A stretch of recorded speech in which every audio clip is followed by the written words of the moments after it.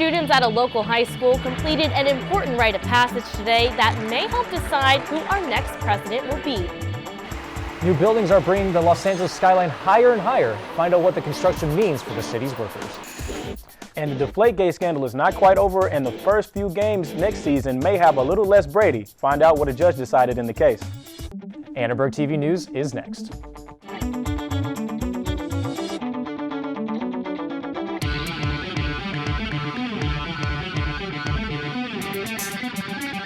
Live from USC, you're watching Annenberg TV News.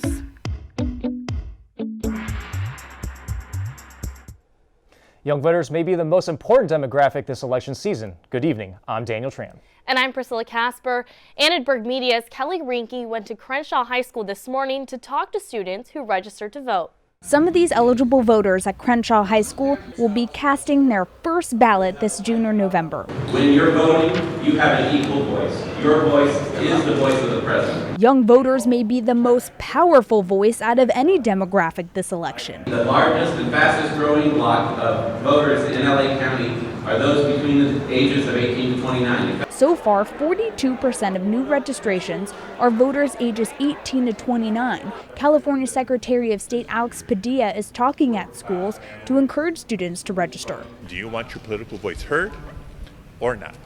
If you want it heard, you have to register, you have to get out and vote. If you don't, you're making that choice that you don't want your political voice heard. There are 7 million people in California who are eligible to vote, but are not registered, and a big percentage of that are people ages 18 to 25. So if 18 to 25-year-olds registered at higher rates and turned out at higher rates, imagine what that would do to change the political dialogue in our community and in the country. After hearing from the Secretary of State, students at Crenshaw High School were able to register to vote. Most are excited to vote for president. It makes me feel like I matter, like I mean something now in the election, in the politics world.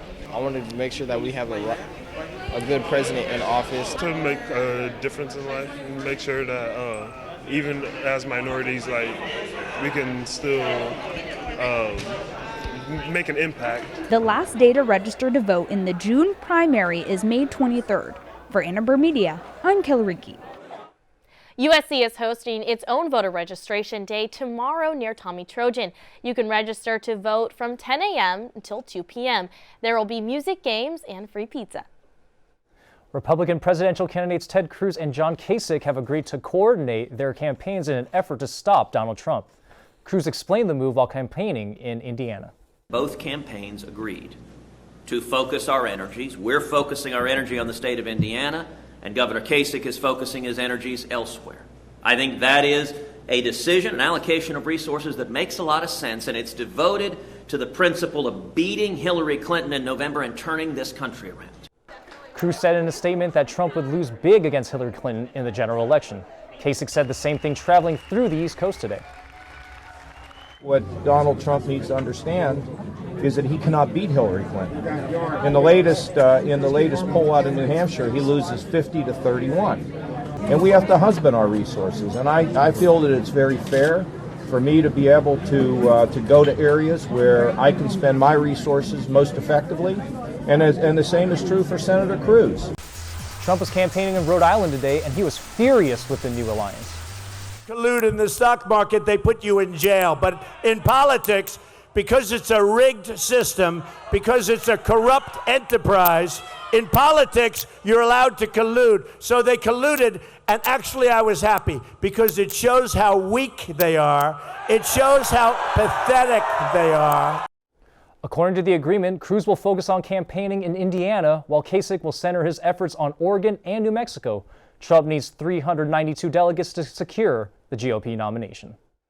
Well, tomorrow is another big day for Republican and Democratic primaries. There are 733 delegates still up for grabs for Republican presidential candidates and 1,629 delegates available for Democrats. This map shows where the primaries will be held tomorrow. Residents will have a chance to vote in Connecticut, Delaware, Maryland, Pennsylvania, and Rhode Island. Pennsylvania offers the biggest prize, 71 Republican delegates and 210 delegates for the Democrats. Hillary Clinton went after Trump. Donald Trump says wages are too high in America, and he doesn't support raising the minimum wage. And I have said, come out of those towers named for yourself and actually talk and listen to people. Bernie Sanders talked about the importance of safe water and the dangers of fracking.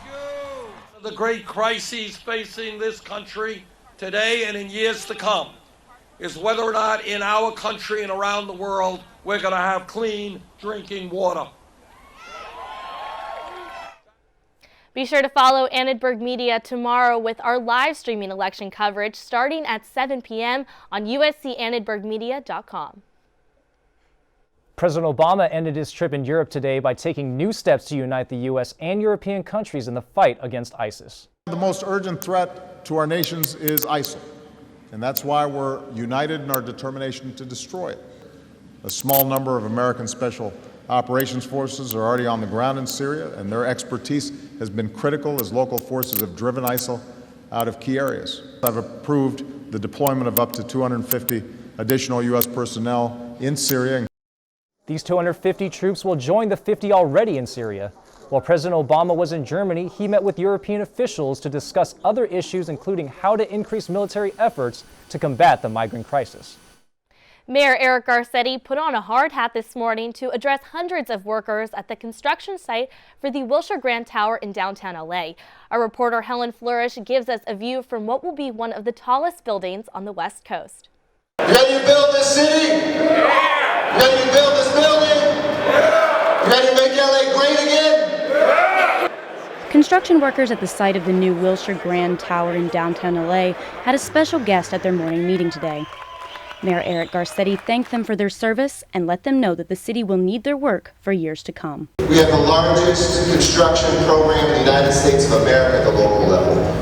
This is a town that is not only rising physically, but we're rising spiritually. Our soul is reborn in this town. Garcetti also made a point to appeal to labor unions, who were pleased with the mayor's plans. If you want to get a job done right, you do it union. You want to get a job done right?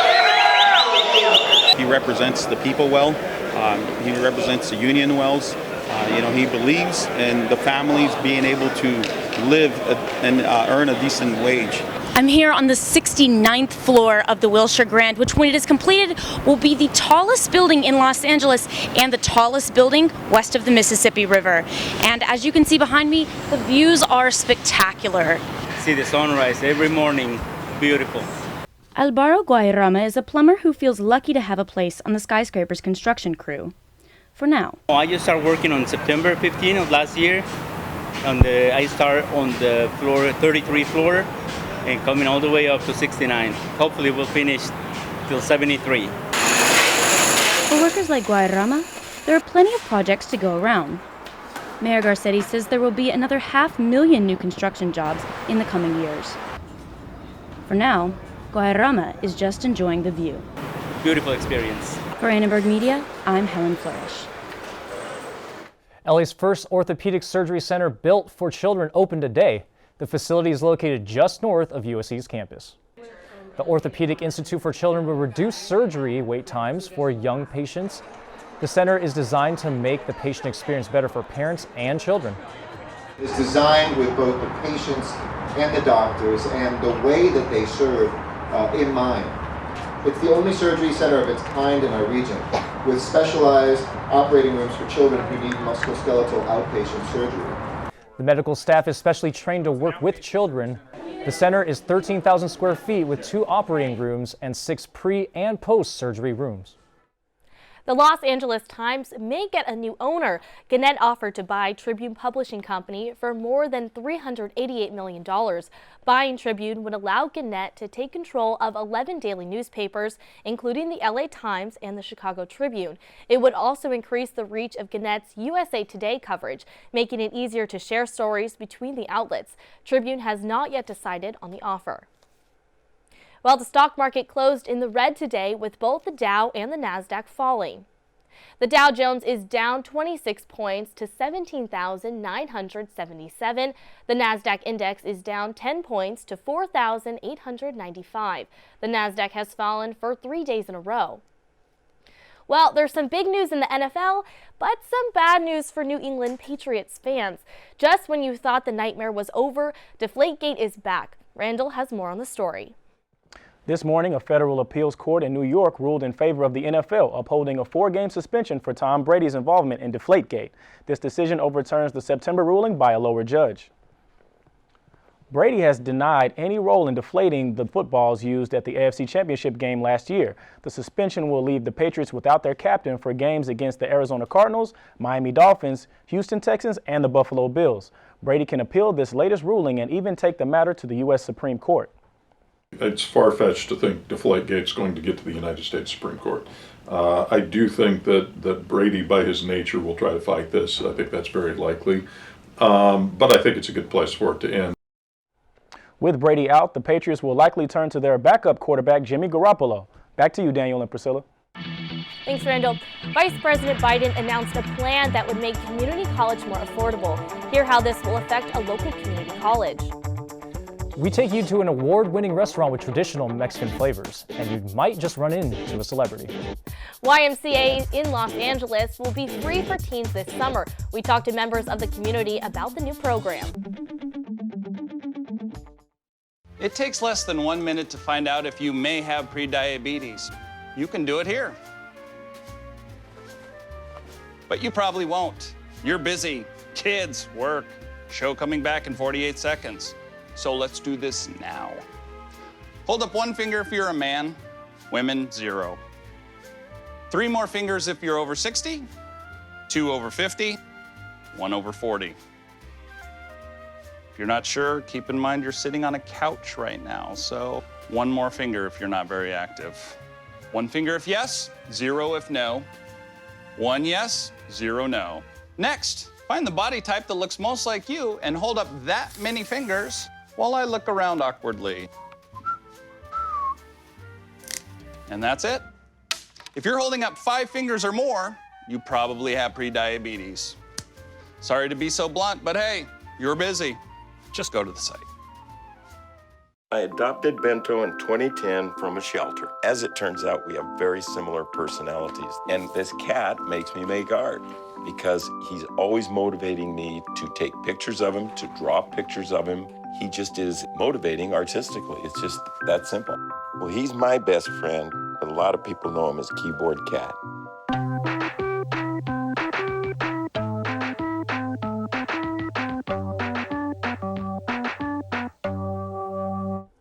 Today, Vice President Joe Biden announced new programs to make community college more affordable. This summer, $100 million in grants will be awarded to increase partnerships between community colleges and employers. The new plan celebrates 27 new free community college programs. It adds $100 million to America's Promise grants and $70 million in investments to help serve 40,000 students. So I would see certainly an enrollment increase. I would see an increase in opportunity as well. There's a lot of folks who still would find community college difficult to attend because of the financial considerations.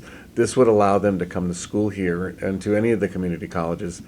The goal of this initiative is to fill in-demand middle and high-skilled jobs in the U.S. through the expansion of community college. Today, the U.S. Department of Housing and Urban Development and the Department of Justice announced the start of National Reentry Week. The goal is to prevent ex-cons from returning to prison and to help them contribute to their communities. We're going to expunge, seal and correct records when appropriate. We're going to get rid of the hurdles that prevent them from finding work and getting into school and securing an affordable place to call home. We're going to give all young people who've paid their debt to society a second chance.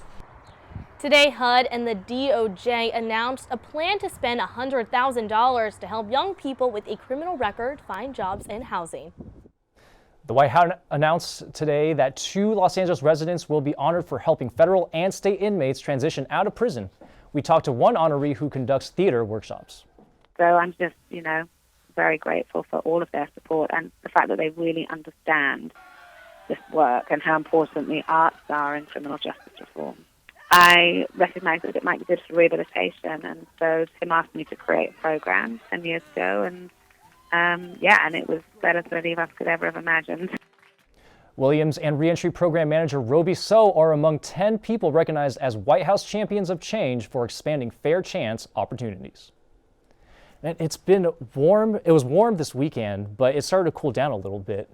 I know. I'm interested to see what the weather was today because I wasn't really outside. Let's toss it over to our weather anchor, Veronica Casada. Veronica? Thanks, Dan and Priscilla. This weekend was a little bit cooler than last weekend, but it was still warm enough to be outside and enjoy the sunshine. This week, things will keep cooling down for a bit, but not for too long. First, let's look at the current conditions. Right now, we're at 63 degrees with high winds of 20 miles per hour, but still with fair skies. Now, taking a look at tomorrow's forecast, we're going to have 52 up in Big Bear. It will be snowing up in the mountains, so if you are driving, be careful and look out for that. We're going to have 75 in San Bernardino and 76 in Riverside. Now moving up north to the valley, we have 70 still in the valley. The winds will be strong there tonight also, so if you're there, expect 22 miles per hour winds. Now coming back down to USC, we're going to have 70 in USC, 23 down in Long Beach. Up in this area, we also have winds tomorrow. So now looking at the 5-day forecast, we're going to have 73 in Tuesday, moving up to 76 on Saturday. It's going to get higher throughout the week. We have clouds and wind also throughout the week, but it's going to end really nicely. Venture with Ron, Mexican food, and since we have restaurants serving from Cuba, Peru, El Salvador, and other Hispanic countries, but for my last visit, I brought it back to Mexico with Tinga. Tinga serves traditional Mexican dishes, but adds its own unique twist. Chef lead Brian Trout says their nachos are his favorite. Coaching de Pabil, that's what won Best Nachos 3 years in a row with LA Weekly. The award-winning nachos have orange and achiote marinated pork with habanero salsa, Monterey Jack, guacamole, pico de gallo, pickled red onions, and queso fresco. Because people who grew up here in California, they're used to these dishes, and they come in and they still say, like, we've never had anything like this before. Brad Frizzle visited Tinga for the first time today and tried the chicken mole burrito. It's actually pretty delicious. I really like it. I mean, it has just really good flavor, good avocado, cheese, chicken, beans, everything you could want. If you come for the food, you might want to stay for the celebrities. Trout says Anne Hathaway and Ashley Tisdale are frequent customers. Tinga is on La Brea in the middle of 1st and 2nd. If you do go visit Tinga, other popular dishes are tacos de pibil, mushroom quesadillas, and the corn special. Wow, that looked absolutely amazing. And I'm glad you bookended that with Mexico and then Mexico. Yeah, and really the owner is super nice. You guys should definitely go visit. Yeah. I really want to go because I love nachos, and those looked amazing. I don't think I've ever seen nachos like that. Agreed. I agree. Alrighty, thank you so much, Veronica. You're welcome. Thousands of Los Angeles teenagers will have access to a new program during their summer vacation. Annenberg Media's Tommy Brooksbank shows us what the initiative has to offer. We know that this partnership is going to make a difference for your lives, but also for all of us throughout the city. Mayor Eric Garcetti teamed up with the YMCA of Los Angeles today to announce the Get Summer initiative for teenagers. The program will give kids ages 12 to 17 free access to all Los Angeles YMCA locations in June and July. Teens will have access to daily activities, workshops, and meals in an effort to keep students active during their summer break. There is no separation between the summer and the school year, especially after all the violence that happened last summer. We want to make sure that every kid has a summer opportunity. Now signing up for the program is simple. All kids have to do is show up with the parent to fill out this form, and that's it. They can use the facilities for the entire summer. The initiative seems to have widespread support from city residents. One YMCA official says the organization has received positive feedback from parents, and students are excited to have a place to go this summer. They're excited that their teens are going to be able to have somewhere to go, to be safe, to be fed. It's a great opportunity for everyone to have an equal chance to really be active over summer, set goals. Los Angeles YMCAs will begin accepting Get Summer enrollment applications on Healthy Kids Day this Saturday. The goal is to enroll 10,000 Los Angeles kids. For Annenberg Media, I'm Tommy Brooksbank. Okay, so I don't know if you guys have heard, but Beyonce dropped her new album, so I'm in this girl power type of mood. Well, Randall has been telling me that his sportscast is all about girl power today. Randall, were you just kidding, or is today like really all about the women of Troy? Yeah, girl power might be an understatement today in sports. We have 3 top 10 teams on the campus, and it's all women of Troy. Coming up, we will catch you up with the two of USC's undefeated teams. Both teams are setting records and making history. Don't go anywhere. ATVN Sports is next.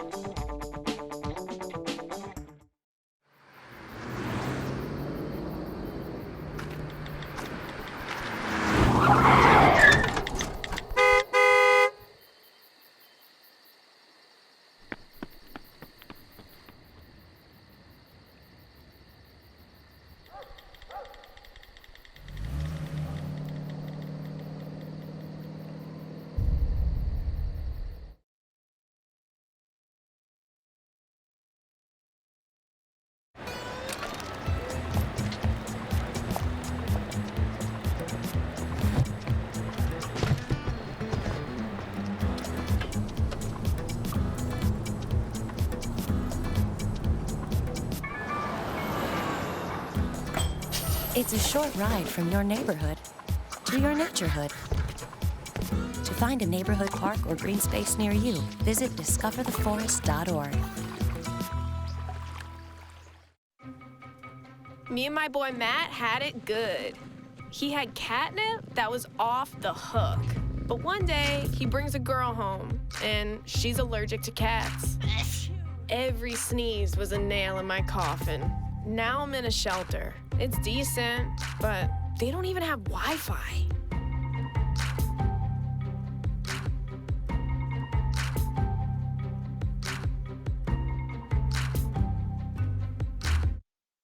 Welcome back to ATVN. The USC women's lacrosse team has just clinched their first undefeated season and is the undisputed #1 seed going into the MPSF tournament. The 5th-ranked Trojans are a perfect 17-0 for the first time in program history. The ladies dominated UC Davis 14-4 in the regular season finale, getting a double-digit victory for the 9th time this year. Next up is the MPSF semifinal this Friday. I don't know if you heard, but the women's water polo team is pretty good. They just became the first water polo team to have an undefeated regular season, but they say they're not done just yet. It's a great accomplishment, and it's a great thing to have no losses, but that was our goal, to go into the situation with #1 seed. But other than that, we want to win NC2A so badly, so that's the next goal for us right now. We've been undefeated, all right, but like right now we have conference and NC2As, and that's the most important part. Troy have already made history, but they won't be satisfied until they get the perfect ending to the perfect season, and that means an MPSF and NCAA championship. While we are rocking with the women of Troy, I can't forget to shout out the beach volleyball team. Kelly Clays and Sarah Hughes finished their season with their 3rd Pac-12 Pair of the Week award and a perfect 36-0 record. The team will now host the Pac-12 championships this weekend. The ladies are just now the favorite to win the Pac-12 and advance to the NCAA championships. Speaking of championships, the women's golf team know a little something about that. They are your new 2016 Pac-12 champions, but now they have their eyes set on the NCAA championship regionals. The bracket is in, and the ladies have been seated at the top spot. They will go into the tourney ahead of Arkansas and Stanford, who is hosting the regionals. If they can hold on to the top spot, the women of Troy will capture their 4th championship title. The Los Angeles Lakers are beginning their quest for a new head coach after firing Byron Scott yesterday. So who exactly is qualified for one of the toughest jobs in sports? Well, somewhere near the top of the list, most NBA experts have Luke Walton. The 36-year-old former Laker has already been a part of success with the Golden State Warriors as an assistant coach and has been reported top target as the new host of The Lake Show. This year, the fate of the NBA playoffs could be determined not by the jump shot, but by the knee of Stephen Curry. After an ugly fall in Game 4 against the Houston Rockets, Curry got an MRI on his right knee today. Warriors fans can finally stop holding their breath since the MVP didn't tear the ligament. However, the team will have to go on without him for the next 2 weeks.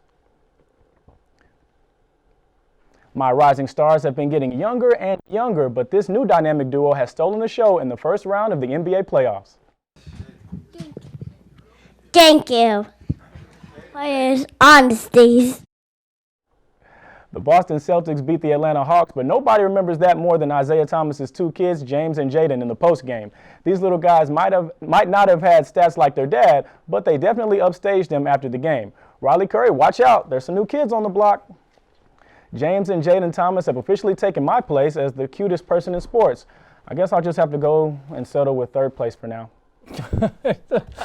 I don't know how you can upstage Riley Curry, though. That's all I own. I mean, just that quote alone, thank you for your honesties. Like, that's good enough right there for me. All right, thank you so much, Randall. Well, the priest at the Caruso Catholic Center is leaving. We'll hear why when we come.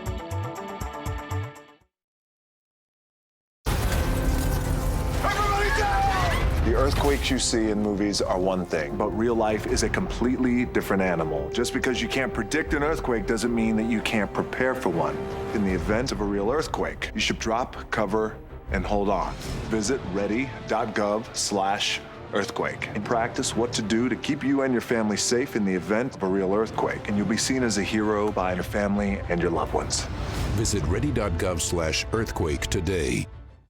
Hey, look, it's those guys. What's up? What's happening today? Let's hit those pearly whites, man. Yeah! The boys, check it out.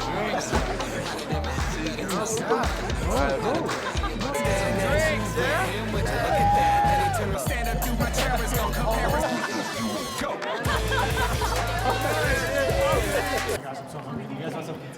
Ooh, cute. Are you good to try? I'm fine. Hey girl, what's up? What's the name? What's good? What's up? How many did you have? I should be fine. You should be. Sir, go and step out of the vehicle for me. Yes, sir. See ya, buddy. Today, Sean's got a hearing. We'll see how it goes. Good luck. So turns out, buzz driving and drunk driving, they're the same thing, and it costs around $10,000. So not worth it.